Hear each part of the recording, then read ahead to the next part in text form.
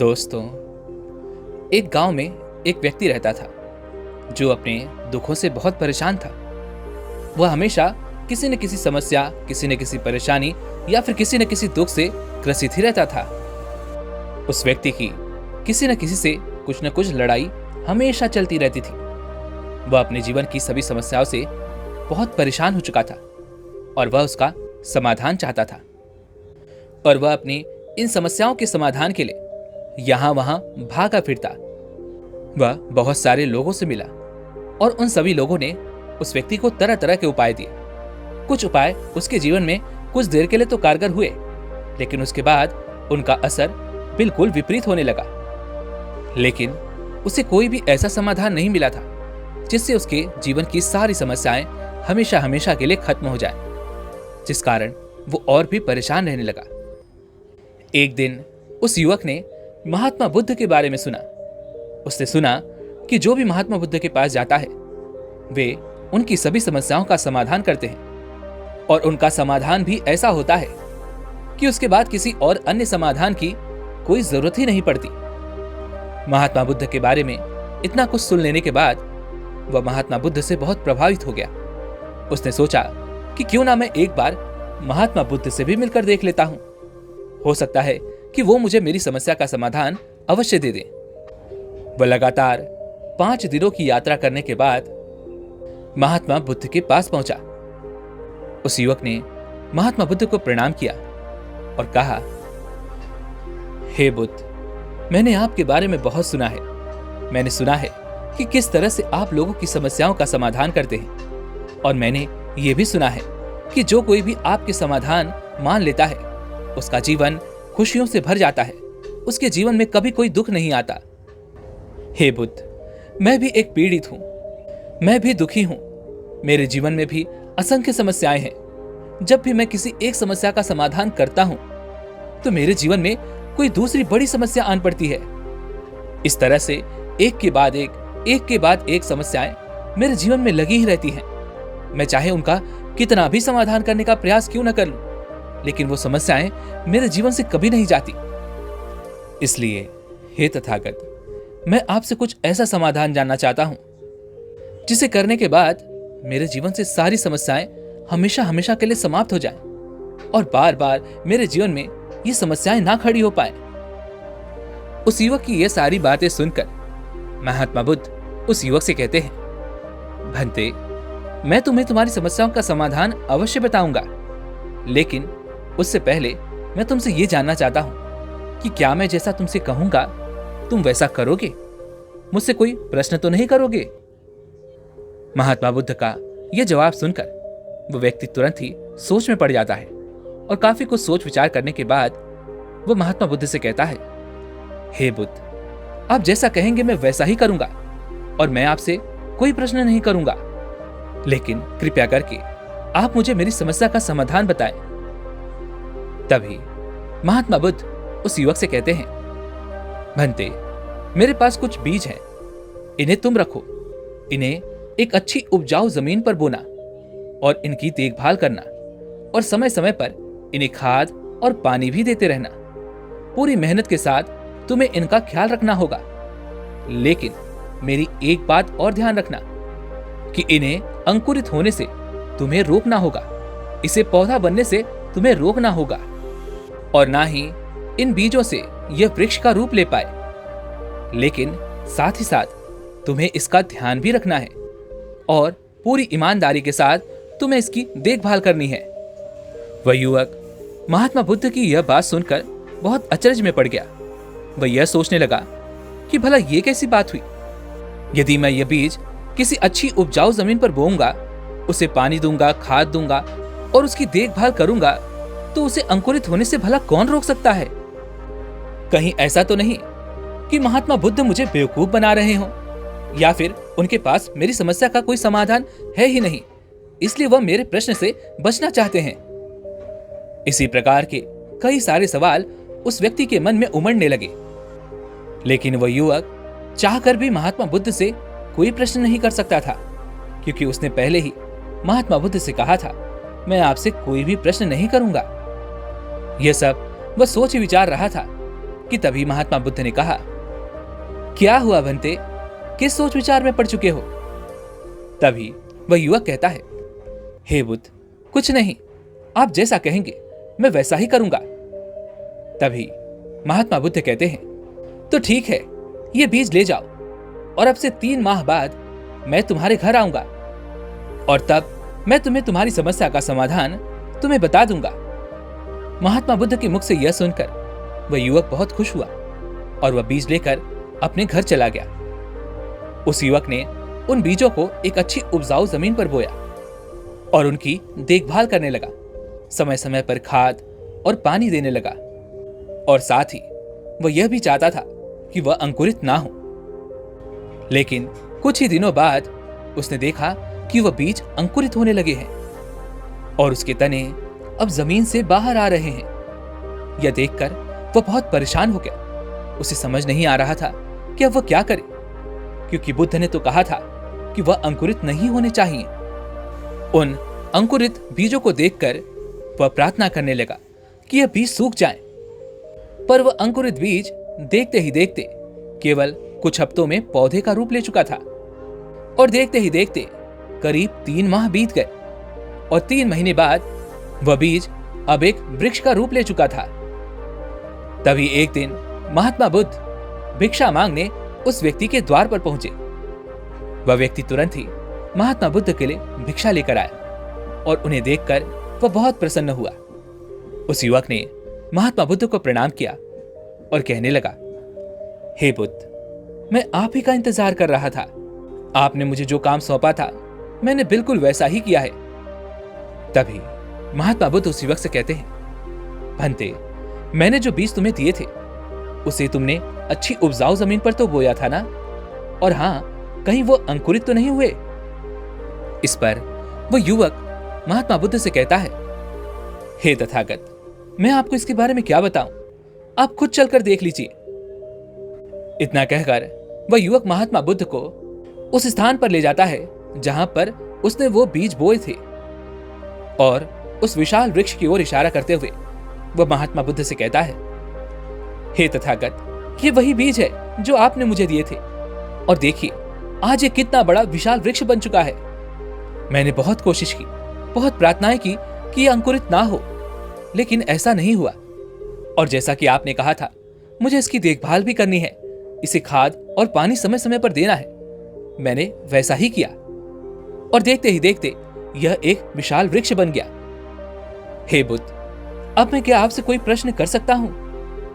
इस पर महात्मा बुद्ध कहते हैं, हां अवश्य। हे बुद्ध, आपने कहा था कि यह बीज अंकुरित नहीं होने चाहिए और साथ ही आपने यह भी कहा कि इसे अच्छी उपजाऊ जमीन पर बोना, इसका ख्याल रखना, इसे समय समय पर पानी और खाद देना।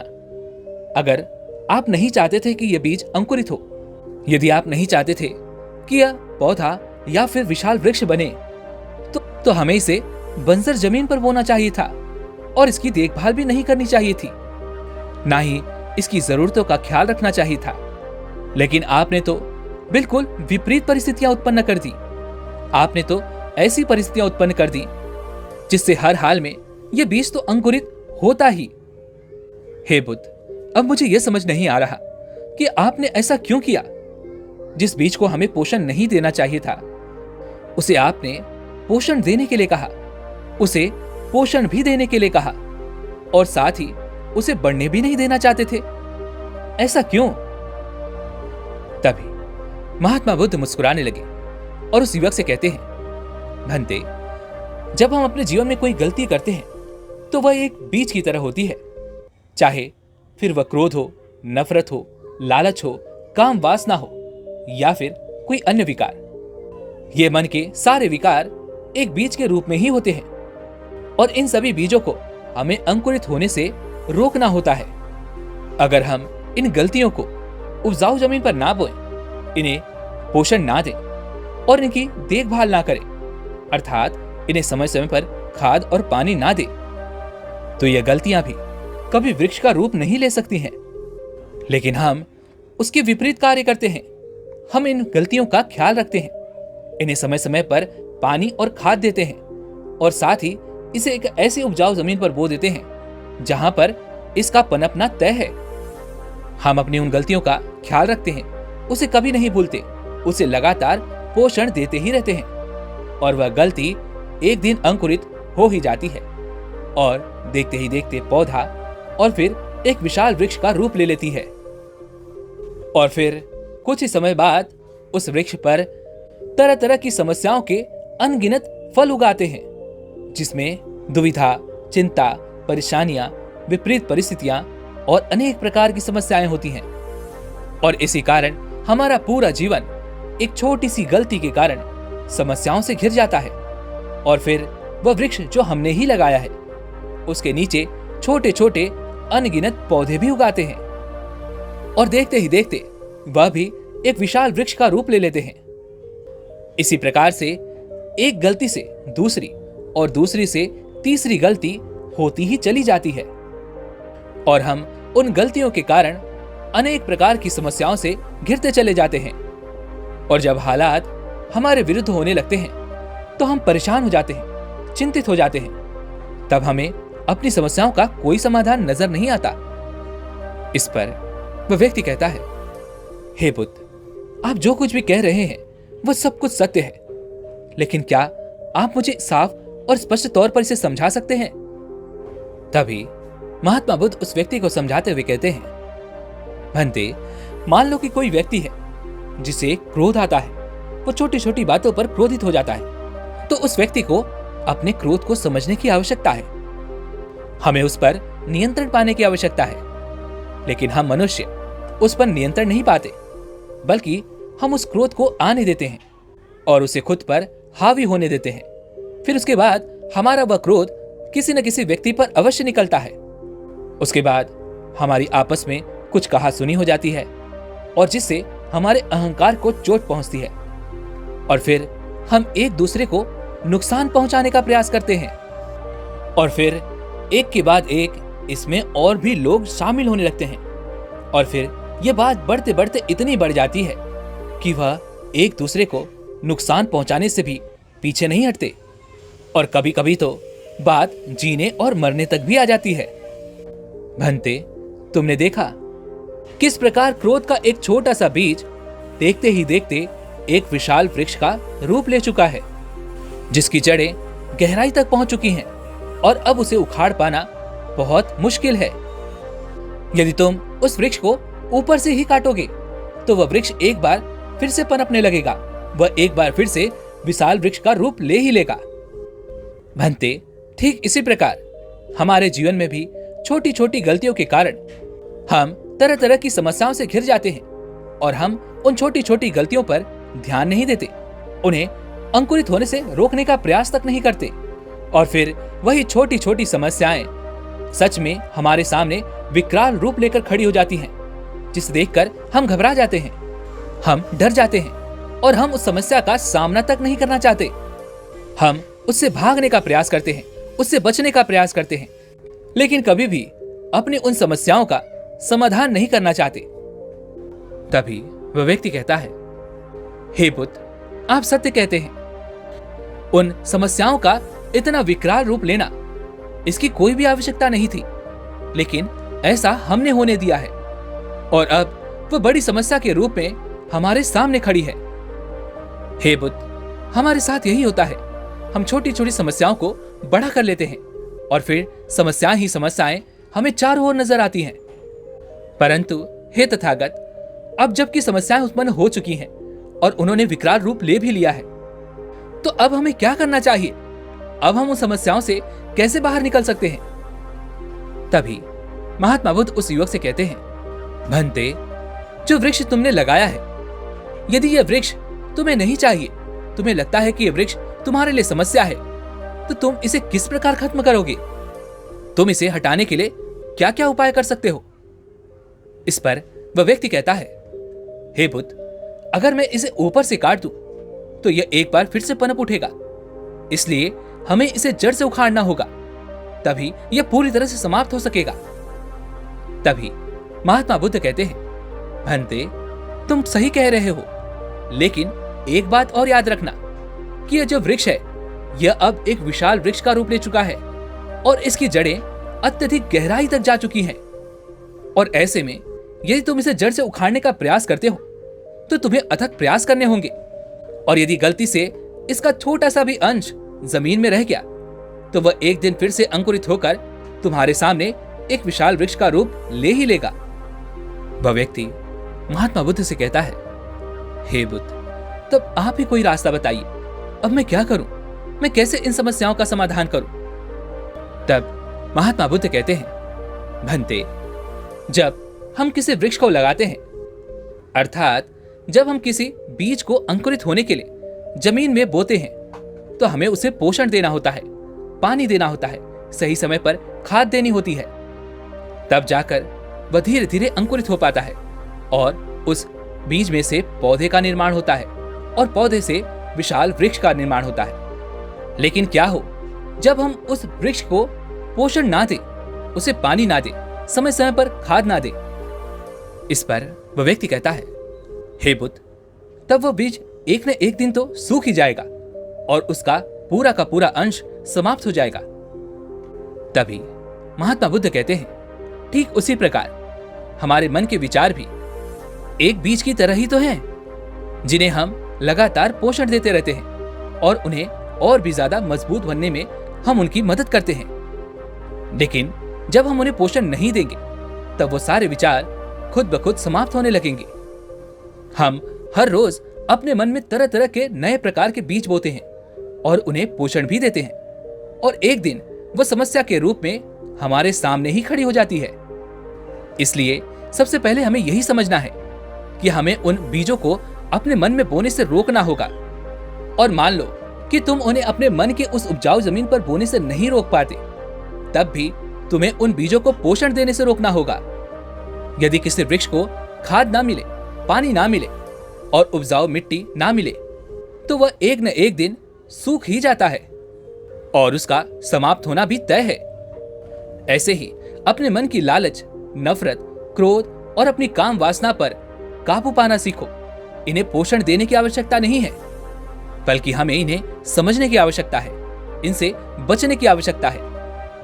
अन्यथा यदि तुम इन्हें पोषण देते रहोगे, लगातार इनके बारे में सोचते रहोगे, तो यह हमारे जीवन की सबसे बड़ी समस्या बनकर हमारे सामने ही प्रस्तुत हो जाएंगी और फिर हम कुछ नहीं कर पाएंगे। इसलिए इन विचारों पर काबू पाओ, इन्हें नियंत्रण में रखो, इन्हें पोषण देना बंद करो, अन्यथा हमारा ये जीवन समस्याओं का घर बनकर ही रह जाएगा। महात्मा बुद्ध के मुख से ये सारी बातें सुनकर उस व्यक्ति की आंखों में आंसू आ गए। वह तुरंत ही महात्मा बुद्ध के चरणों में गिर पड़ा और हाथ जोड़कर उनसे कहता है, हे बुद्ध, आप सत्य कहते हैं। हम खुद ही अपने जीवन को दुखी बनाते हैं, हम खुद ही अपने जीवन में दुख के बीज बोते हैं और जब ये बड़े हो जाते हैं, ये जब विशाल समस्या का रूप ले लेते हैं, तब हम यहां वहां भागने लगते हैं, हम इसका समाधान ढूंढने लगते हैं और हो ना हो हम इसे केवल ऊपर से ही काटते हैं। सुबह उठने के बाद और रात को सोने तक हम केवल अपनी समस्याओं के बारे में ही सोचते रहते हैं, इन्हें लगातार पोषण देते रहते हैं, जबकि हमें तो अपना ध्यान समाधान की ओर करना चाहिए। और यही कारण है कि हम दिन भर समस्याओं में उलझे रहते हैं, चिंताओं से मुक्त नहीं हो पाते। कभी हम आंख खोलकर ये नहीं देखते कि बाहर का मौसम कितना अच्छा है, चारों तरफ हरियाली है, ठंडी ठंडी हवाएं बह रही हैं। हम इन्हें कभी महसूस ही नहीं करते। हम अपनी प्राण शक्ति को महसूस नहीं करते, हम अपने आप को महसूस नहीं कर पाते। बस दिन भर हम भागने में लगे रहते हैं। हम मनुष्य एक ऐसी दौड़ का हिस्सा हैं जो कभी समाप्त ही नहीं होती। जीवन भर बस चलती ही रहती है, चलती ही रहती है और हर कोई इस दौड़ में आगे होना चाहता है, जीतना चाहता है। और यही कारण है कि हम जीवन भर एक दूसरे से डरते रहते हैं और इस डर का कभी कोई समाधान हो ही नहीं पाता। हम कभी भी अपने इस डर से निकल ही नहीं पाते, क्योंकि हमारा सारा ध्यान तो इस डर पर है, ना कि इसके समाधान पर। लेकिन हे तथागत, आपने मुझे मेरी समस्या का समाधान दे दिया, इसके लिए मैं आपका कोटि कोटि आभारी हूं। इतना कहकर उस युवक ने महात्मा बुद्ध को प्रणाम किया। उसके बाद वह दोनों अपने अपने रास्ते पर आगे बढ़ चले। दोस्तों, वैसे आपने आज की इस वीडियो से क्या सीखा, वो मुझे आप कमेंट में ज़रूर बताइएगा। इसके साथ में उम्मीद है कि आपको आज की ये वीडियो भी पसंद आई होगी।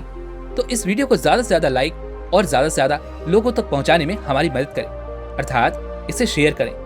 और अगर आपको हमारी ये वीडियो अच्छी लगती हैं तो चैनल को सब्सक्राइब और घंटी बटन को भी ज़रूर दबा दें। तो चलिए मिलते हैं इस एक और वीडियो में, तब तक के लिए अपना ख्याल रखें। धन्यवाद।